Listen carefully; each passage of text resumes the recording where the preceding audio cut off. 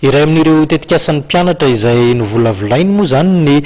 famokarana ny antsoina hoe algocarburant solika azo avy amin'ny lomotra na ny alga izy ity azo ambara fa dia hikajy kokoa ny tontolo iainana izany raha toa ka ho ampiarina toy izao ny fanazavana sy ny tsara ho fantatra ao amin'izany. Zavatsara ataona eto ny protéger l'environnement, namboatsany carburant zay amin'ny alalan'ny alga.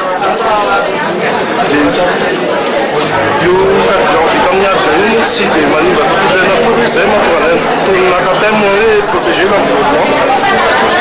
Izy io ny fanamboarana anazy aloha dia misy 3 étapes io. Voalohany indrindra aloha dia culture-ny alga. Io alga io alga marine nanaovana anazy io fa mety koa na alga amin'ny eau douce. Première étape aminazy aloha dia ny culture aloha dia raha amin'ny grande industrie izy dia eto hitantsika eto ty dia ny nataonao anazy dia natao anatin'ity show ty dia filtre ty dia ny ranomasina iny namaina eo rehefa concentré tsara tsatsan'ny masoandro anatin'ny show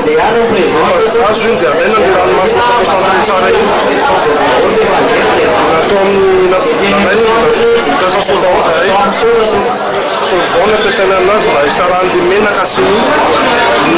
rano tika le menaka eto hoe misy zao miry ny menaka iny amizay rehefa azo tsara iny dia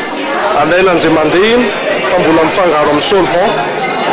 iny rano iny rehefa azo tsara amizay dia misy hoe atao hoe evaporateur rotatif ny fidégazevana ny solvant rehefa midegazy ny solvant iny ny tena produit le menaka iny le menaka azo amin'ny alga iny tena produit afaka namborana carburant iny amizay ny ampiasaina le catalyseur afangaro amin'ny catalyseur dia afaka mandeha tsara.